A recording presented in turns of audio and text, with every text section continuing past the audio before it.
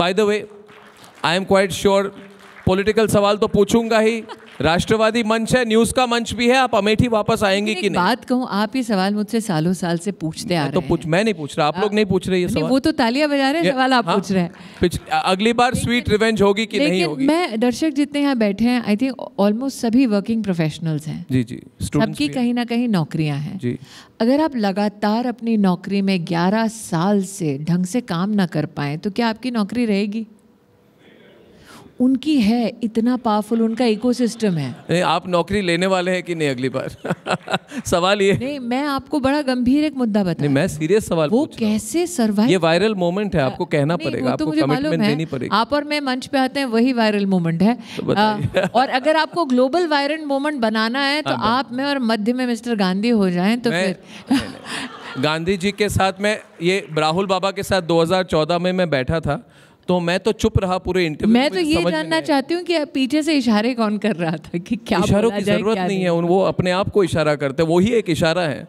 वो तो कहते हैं मैं जिस दिन मैं जन्म, जो व्यक्ति ऐसे में मुद्दे से अलग जा रहा है, आप मुद्दे से भटक, जो व्यक्ति कहता है भारत, नहीं इस मुद्दे पर मैं उसी मुद्दे पे नहीं, उन्होंने दो बातें कही है। उन्होंने कही है, आप इतना भावुक है राहुल जी के बारे में, मैंने भावुक नहीं हूँ, मैं कह रहा हूँ कि उन्होंने कहा जिस दिन मेरा जन्म हुआ, हमारा जन्म किसी घर में होता है, किसी है ना, किसी कम्युनिटी समाज में होती है। वो कहते हैं जिस दिन मेरा जन्म हुआ मैं सिस्टम में जन्म हुई है मेरी।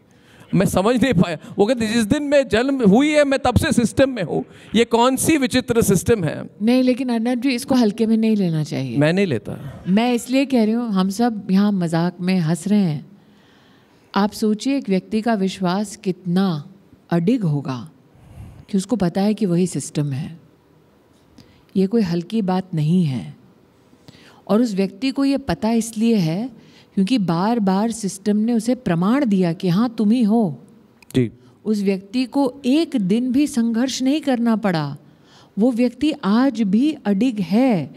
आप भले ही कहें कि 16 में बोला भारत तेरे टुकड़े होंगे, कोई भी राजनेता क्या किसी यूनिवर्सिटी में जाकर ये बोलकर राजनीति फिर किसी देश में कर सकता है?